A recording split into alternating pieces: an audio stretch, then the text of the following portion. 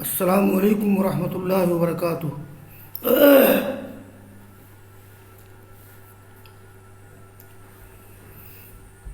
باب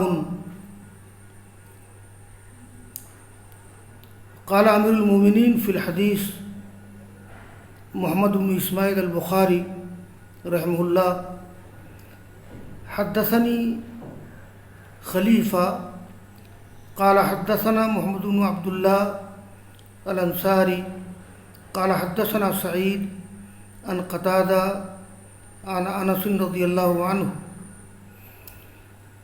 قال مات ابو زید ولم يترك عقبا وكان بدريا۔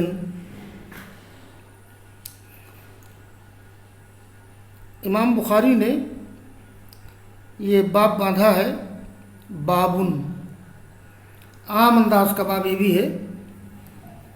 اس باب کے تحت بھی غزوہ بدر کے تعلق سے بعض متفرق چیزیں امام بخاری ذکر کر رہے ہیں۔ یہ جو پہلی حدیث ہے یہ باب نمبر 12 ہے۔ باب نمبر 12 کی پہلی حدیث ہے۔ سعید روایت کرتے ہیں قتادہ سے، اور قتادہ روایت کرتے ہیں انس رضی اللہ تعالیٰ عنہ سے۔ وہ کہتے ہیں کہ ابو زید کی وفات ہو گئی، ولم یترک عقبا، یہ عقب کے معنی ہوتے ہیں بعد میں آنے والا، پچھلا حصہ۔ یہاں مراد وارث ہے۔ ولم یترک عقبا یعنی ولم یترک عقبا من اولادہ فورثہ انس وغیرہ۔ تو ابو زید کی وفات ہو گئی، انہوں نے کوئی وارث نہیں چھوڑا اپنے اولاد میں سے۔ وکان بدریا، اور یہ بدری تھے۔ ابو زید یہ بدری صحابی ہیں، غزوہ بدر میں ان کو شرکت کا شرف حاصل ہے۔ یہ ابو زید کنیت ہے، ان کا نام ہے قیس بن سکن انصاری۔ کیا نام ہے؟ قیس بن سکن انصاری۔ یہ ان لوگوں میں سے ایک ہیں جنہوں نے عہد نبی میں قرآن کریم کو جمع کرنے کا کام کیا تھا، اور یہ انس رضی اللہ تعالیٰ عنہ کے چچاؤں میں سے ایک چچا ہیں۔ تو جب ان کی وفات ہو گئی اور انہوں نے اولاد میں سے کسی کو نہیں چھوڑا، تو پھر انس ان کے وارث ہو گئے، یعنی گویا ان کی حیثیت کلالہ کی تھی، اور یہ وکانہ بدرین۔ اور یہ دوسری حدیث اس باب کی ہے۔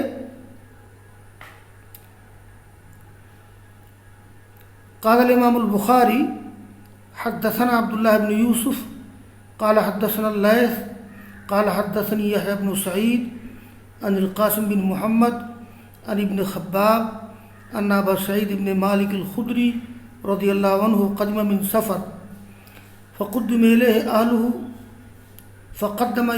أهله لحما من لحوم الأزهى فقال ما أنا بآكله حتى أسأل فانطلق إلى أخيه لأمه وكان بدريا قتادة بن النعمان فسأله فقال إنه حدث بعدك أمر نقض لما كانوا ينهون عنه من أكل لحوم الأزاحي بعد 3 أيام۔ اس حدیث میں ذکر کیا گیا ہے یہ ایک صحابی کا جو بدری تھے۔ بس یہ مناسبت ہے، قتادہ بن نعمان کا تذکرہ ہے جو بدری صحابی تھے۔ بس اس ٹکڑے کو بابن سے مناسبت ہے، اس سے زیادہ کچھ نہیں۔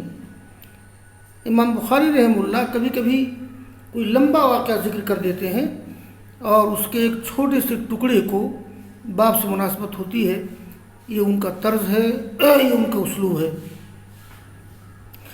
تو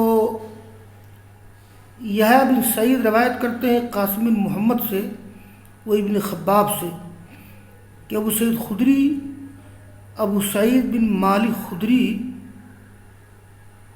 رضی اللہ عنہ ایک سفر سے آئے۔ ابو سعید خدری ایک سفر سے آئے تو ان کے گھر والوں نے ان کی طرف قربانی کا گوشت پیش کیا۔ قربانی ہو چکی تھی کئی روز پہلے، تو وہ گوشت رکھے ہوئے تھے۔ تو فقدم الیہ اہلہ لحما من لحوم الاضحیٰ، تو قربانی کے گوشت میں سے کچھ گوشت کھانے کو دیا۔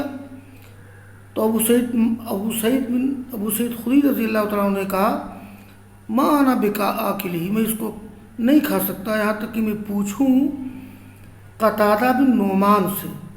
تو گئے اپنے بھائی، اپنے ماشریک بھائی کے پاس۔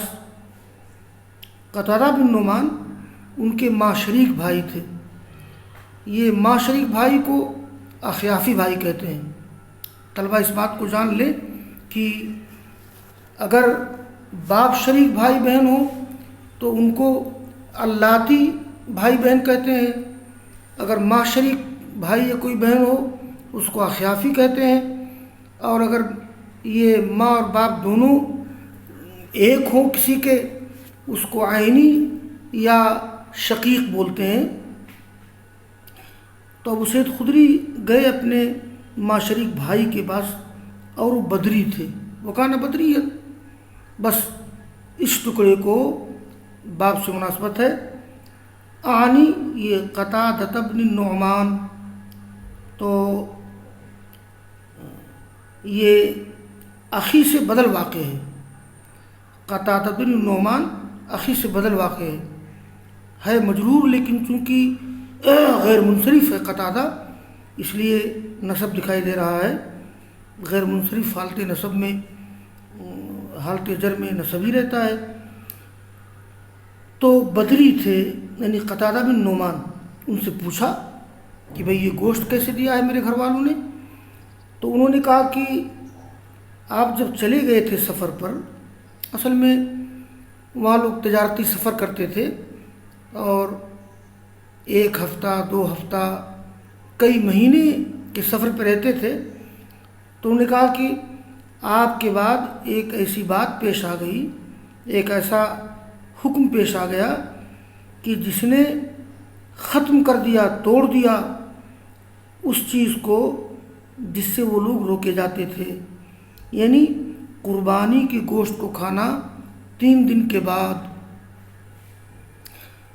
رسول اللہ صلی اللہ علیہ وسلم نے مدنی زندگی کے شروع میں جب لوگوں کو معاشی پریشانی تھی، کھانے پینے کی پریشانی تھی، تو آپ نے روک دیا تھا کہ قربانی کے جانور کو 3 دن سے زیادہ نہ رکھ سکتے ہیں نہ کھا سکتے ہیں۔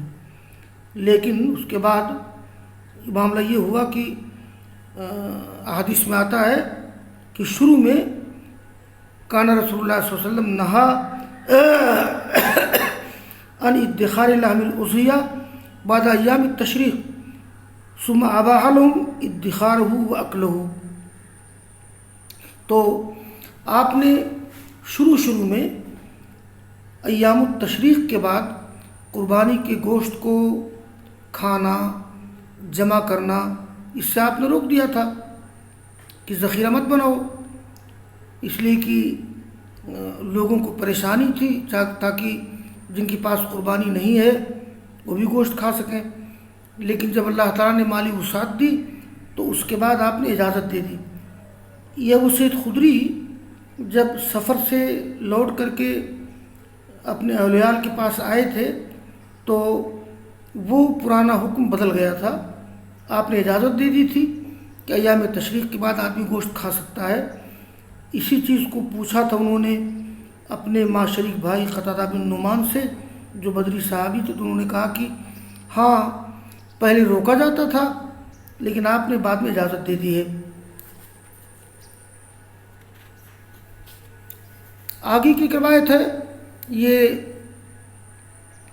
غزوہ بدر کے ایک واقعہ اس میں ذکر کیا گیا ہے، اور غزوہ بدر کا واقعہ اور تلوار زبیر رضی اللہ تعالیٰ عنہ کے نیزہ کا ذکر ہے بس۔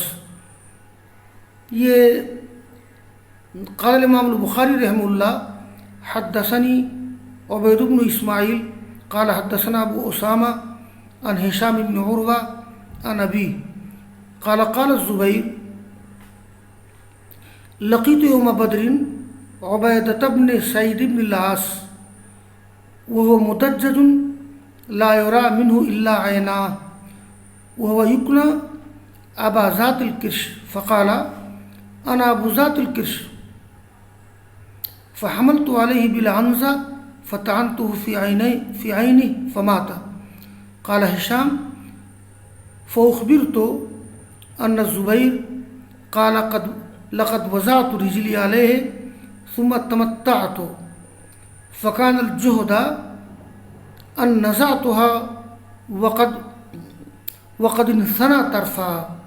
قال عروہ فسأله إياها رسول الله صلى الله عليه وسلم فأعطاه فلما قبض رسول الله صلى الله عليه وسلم أخذها ثم طلبها أبو بكر فأعطاه فلما قبض أبو بكر سألها إياه عمر فأعطاه إياها فلما قبض عمر أخذها ثم طلبها عثمان منه فأعطاه إياها فلما قتل عثمان وقعت عند آل علي فطلبها عبد الله بن الزبير فكانت عنده حتى قتل۔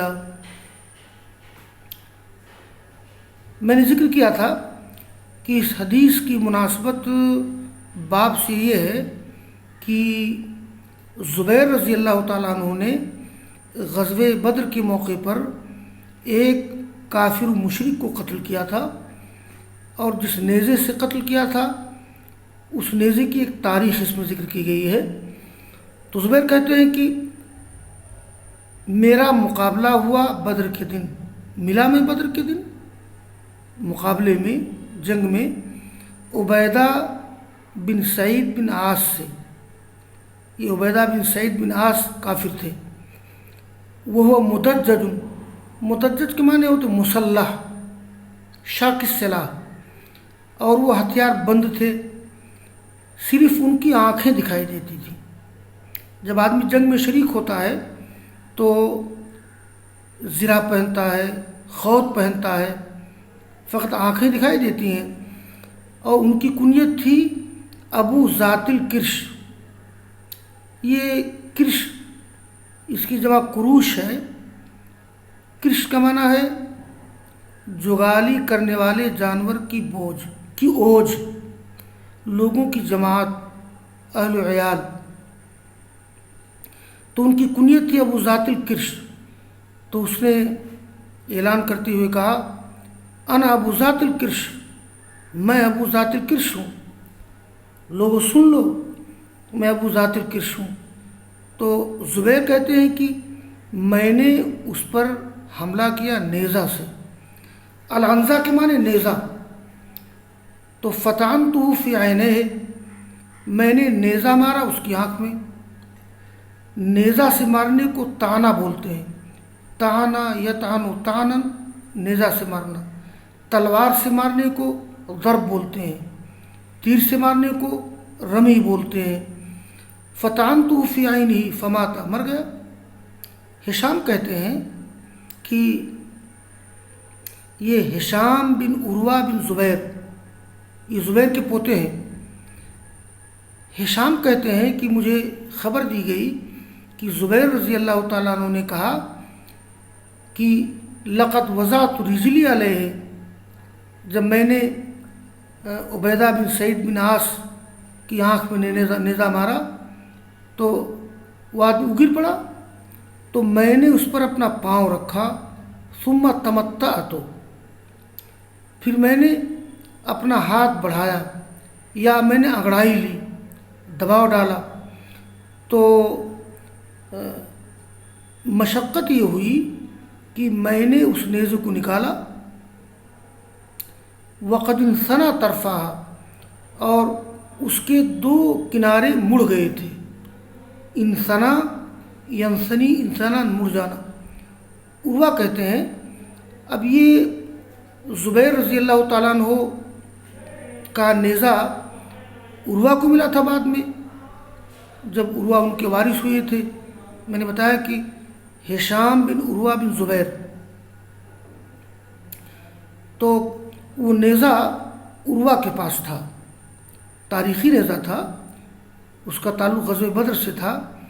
تو اس نیزے کو رسول اللہ صلی اللہ علیہ وسلم نے ان سے مانگ لیا، تو انہوں نے رسول اللہ صلی اللہ علیہ وسلم کو نیزہ دے دیا.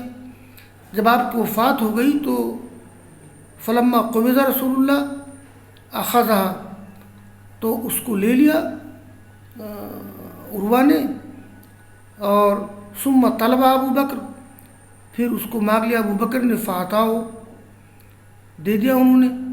پھر ابو بکر کی وفات ہوئی تو انہوں نے ان سے مانگ لیا عمر نے، فاتاؤ یا فلما قبض عمر، جب عمر کی وفات ہو گئی اخذہ، تو پھر لے لیا انہوں نے عروہ نے. ثم طلبہ عثمان منہ، پھر عثمان رضی اللہ تعالیٰ عنہ ان سے لے لیا، دے دیا. جب عثمان قتل کیے گئے تو یہ نیزہ آل علی کے پاس چلا گیا. یہ فطلب عبداللہ بن زبیر، تو اس کو طلب کیا عبداللہ بن زبیر نے، تو عبداللہ بن زبیر کے پاس وہ نیزہ رہ گیا. فکانت حتی قتلا، وہ نیزہ عبداللہ بن زبیر کے پاس تھا یہاں تک کہ وہ قتل کیے گئے. کب قتل کیے گئے؟ عبداللہ بن زبیر کو قتل کیا تھا حجاج بن یوسف نے مکہ میں عبد الملک بن مروان کے دور خلافت میں سن 73 ہجری میں. تو بس اس میں اس لمبے واقعے کو مناسبت کیا ہے کہ زبیر کا مقابلہ عبیدہ بن سعید بن عاص سے غزوہ بدر کے دن ہوا تھا، اور کیسے نیزہ مارا، کیسے ان کو قتل کیا، اور ان کے نیزے کی کیا تاریخ ہے، اس کا ذکر کیا گیا ہے. آگے کی حدیث ہے، قال الامام البخاری حدثنا ابو الیمان قال اخبرنا شعیب عن الزہری قال اخبرنی ابو ادریس عائذ اللہ بن عبداللہ ان عبادۃ بن الصامت وکان شہد بدرا ان رسول اللہ صلی اللہ علیہ وسلم قال بایعونی.